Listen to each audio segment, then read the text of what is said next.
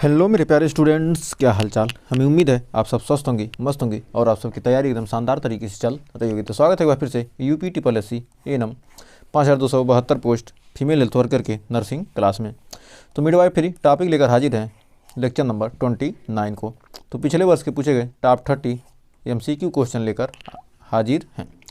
तो आपको 30 क्वेश्चन करेंगे और 30 क्वेश्चन का आंसर देने की कोशिश कीजिएगा और आपके कितने सही होते हैं उसको चेक कीजिएगा और लास्ट में कमेंट में जरूर बताइएगा। तो आइए शुरुआत करते हैं क्वेश्चन की। तो पहला क्वेश्चन कर रहा है, गर्भावस्था के दौरान हाइपर एमेसिस ग्रेविडेरम क्या है।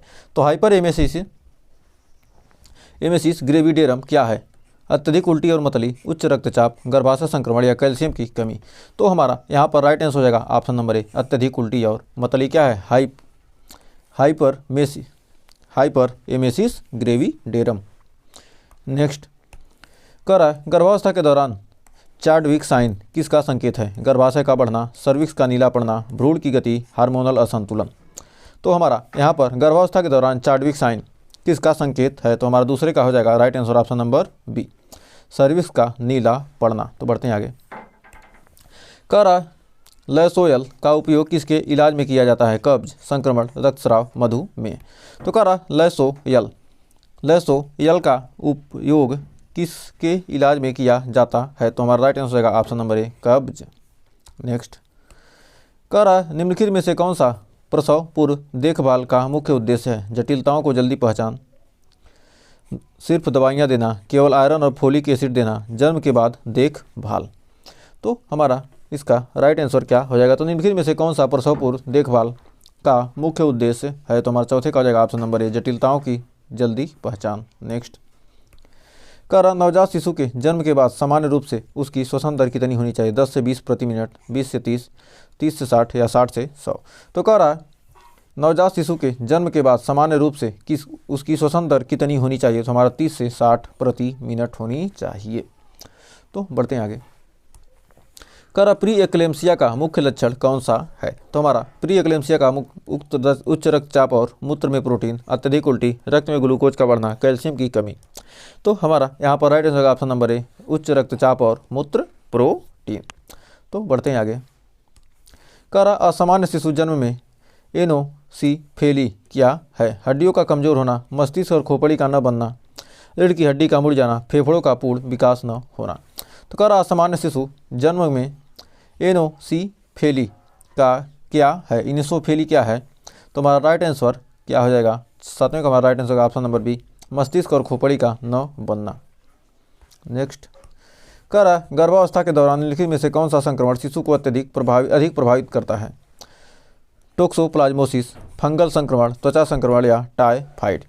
तो हमारा आठवें का राइट आंसर क्या हो जाएगा? तो हमारा कह रहा है कि गर्भावस्था के निम्नलिखित में से कौन सा संक्रमण शिशु को अधिक प्रभावित करता है? तो हमारा टोक्सोप्लाज्मोसिस क्या कहता है? सबसे अधिक प्रभावित करता है। नेक्स्ट कह रहा, प्लेसेंटा प्रेविया का मुख्य लक्षण क्या है? उच्च रक्तचाप, योनि से रक्तस्राव, भ्रूण का धीमा विकास या बार बार मूत्र संक्रमण। तो कह रहा, प्लेसेंटा प्रेविया का मुख्य लक्षण क्या है? तो हमारा राइट आंसर होगा योनि से रक्तस्राव यानी ऑप्शन नंबर बी। नेक्स्ट कह रहा है, ऑक्सीटोसिन का उपयोग किस में किया जाता है? प्रसव प्रेरित करने में, रक्तस्राव रोकने में, गर्भपात करने में या सभी सही है। तो कह रहा, ऑक्सीटोसिन का उपयोग किसके लिए किया जाता है? तो सभी चीज़ के लिए किया जाता है। इन सभी चीज़ों के लिए ऑक्सीटोसिन का उपयोग किया जाता है। उसकी मात्रा के हिसाब से क्या होता है? प्रसव को प्रेरित भी कर सकते हैं, रक्तस्राव को रोक भी सकते हैं और गर्भपात भी कर सकते हैं। नेक्स्ट कह रहा, मिस्ड एबार्सन का क्या अर्थ है? गर्भावस्था पूरी तरह सामान्य या भ्रूण की मृत्यु हो गई लेकिन बाहर नहीं निकला, प्रसव पूर्व देखभाल, समय पूर्व प्रसव या असामान्य शिशु जन्म। तो कह रहा, मिस्ड एबार्सन का अर्थ है।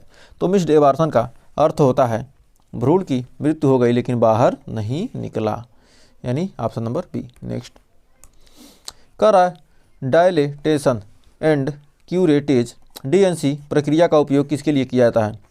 स्थानिक गर्भावस्था निकालने के लिए, गर्भपात प्रबंधन, बच्चा होने के बाद रक्तस्राव रोकने के लिए, एनीमिया के उपचार के लिए। तो कह रहा, डायलेटेशन एंड क्यूरेटेज DNC का उपयोग किसके लिए किया जाता है? तो हमारा 12 का हो जाएगा ऑप्शन नंबर बी, गर्भपात प्रबंधन के लिए। तो बढ़ते हैं 13वें क्वेश्चन की तरफ। तो कह रहा, गर्भावस्था में गेस्टेशनल डायबिटीज का खतरा किसे अधिक होता है? कम वजन वाली महिलाओं को, मोटापे से ग्रसित महिलाओं को, पहली बार गर्भवती महिलाओं को, या रक्तचाप कम होने पर? तो कह रहा गर्भावस्था में गेस्टेशनल डायबिटीज़ का खतरा किसे अधिक होता है? तो हमारा 13वें का हो जाएगा ऑप्शन नंबर बी, मोटापे से ग्रसित महिलाओं को। नेक्स्ट कह रहा महिलाओं में PCOS का मुख्य कारण क्या है? हार्मोनल असंतुलन, कैल्शियम की कमी, कम प्रोटीन का सेवन, कम नींद।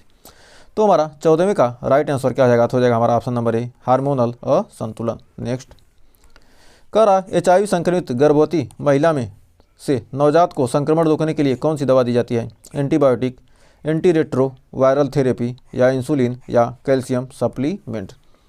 तो हमारा 15वें का राइट आंसर हो जाएगा option number B, anti retro viral therapy. तो हमारा राइट आंसर है क्या? ART। तो बढ़ते हैं अगले क्वेश्चन की तरफ।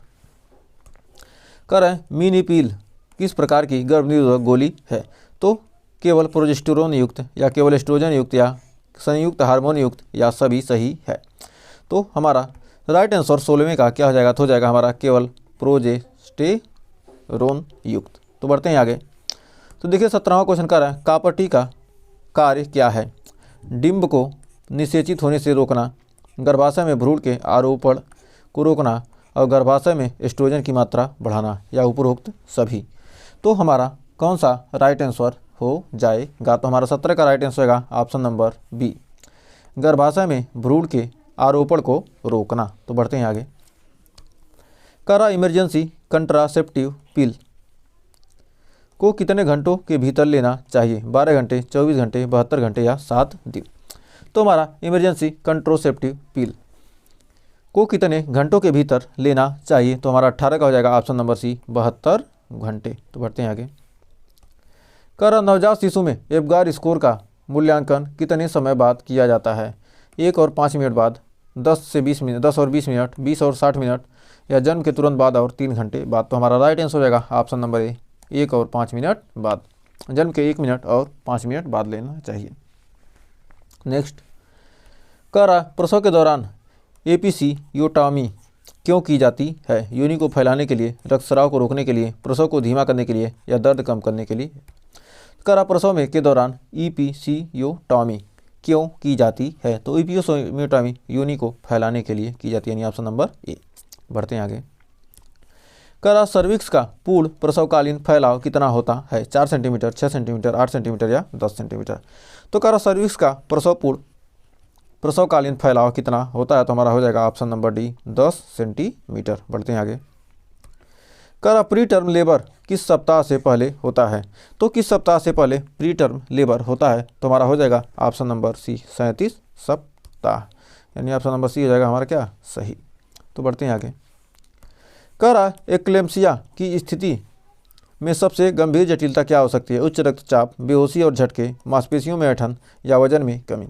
तो इसका राइट आंसर क्या हो जाएगा? तो 23वां कह रहा है एक्लेम्सिया की स्थिति में सबसे गंभीर जटिलता क्या हो सकती है? तो हमारा 23वें का हो जाएगा ऑप्शन नंबर बी, बेहोशी और झटके। बढ़ते हैं आगे। कह रहा ऑक्सीटोसिन हार्मोन मुख्य रूप से किस ग्रंथि द्वारा स्रावित होता है? पिट्यूटरी ग्रंथि, थायराइड ग्रंथि, एड्रिनल ग्रंथि, या पैनक्रियाज। तो हमारा 24वें का हो जाएगा ऑप्शन नंबर ए, पिट्यूटरी ग्रंथि। बढ़ते हैं आगे। कह रहा इनकम्प्लीट एबार्सन का तात्पर्य क्या है? गर्भपात सफलतापूर्वक पूरा हो गया, गर्भपात अधूरा रह गया, गर्भाशय में भ्रूण का पूर्ण विकास, या समय पूर्व प्रसव। तो कह रहा इनकम्प्लीट एबार्सन, तो गर्भपात क्या हो गया? अधूरा रह जाना। तो गर्भपात अधूरा रह जाने, ऑप्शन नंबर बी हो जाएगा हमारा सही। तो बढ़ते हैं आगे। तो देखिए अगला क्वेश्चन कह रहा एक्टोपिक प्रेगनेंसी में भ्रूण आमतौर पर कहाँ विकसित होता है? गर्भाशय के अंदर, फेलोपियन ट्यूब में, ओवरी में, या सर्विक्स में। तो कह रहा एक्टोपिक प्रेगनेंसी में भ्रूण आमतौर पर कहाँ विकसित होता है? तो एक्टोपिक प्रेगनेंसी में हमारा हो जाएगा option number B, fallopian tube में। नेक्स्ट कह रहा फिब्रोइड किस अंग में विकसित होता है? फेफड़ों में, गर्भाशय में, यकृत में, किडनी में। तो कह रहा फिब्रोइड किस अंग में विकसित होता है? तो हमारा ऑप्शन नंबर हो जाएगा बी, गर्भाशय में। तो बढ़ते हैं आगे। कह रहा लैक्रेशन क्या होता है? योनि की झिल्ली का कट जाना, रक्तचाप कम होना, गर्भाशय सिकुड़ना, मूत्राशय संक्रमण। तो कह रहा लैक्रेशन क्या होता है? तो हमारा 28 का हो जाएगा ऑप्शन नंबर ए, योनि की झिल्ली का कट जाना, यानी ऑप्शन नंबर ए हो जाएगा सही। तो बढ़ते हैं आगे। कर IUD कितने वर्षों तक प्रभावी रहता है? 1 से 2 साल, 3 से 5 साल, 5 से 10 साल, 10 से 15 साल। तो हमारा 29वें का राइट आंसर हो जाएगा 5 से 10 साल, यानी ऑप्शन नंबर सी हो जाएगा सही। बढ़ते हैं आगे और लास्ट क्वेश्चन। कर डिपो प्रोवेरा इंजेक्शन कितने समय तक गर्भ निरोधक प्रभाव देता है? 1 महीना, 3 महीने, 6 महीने, 12 महीने। तो कह रहा डिपो प्रोवेरा इंजेक्शन कितने समय तक गर्भ निरोधक प्रभाव देता है? यानी ऑप्शन नंबर हो जाएगा बी, 3 महीने तक। यानी ऑप्शन नंबर बी हो जाएगा क्या हमारा, 3 महीने तक।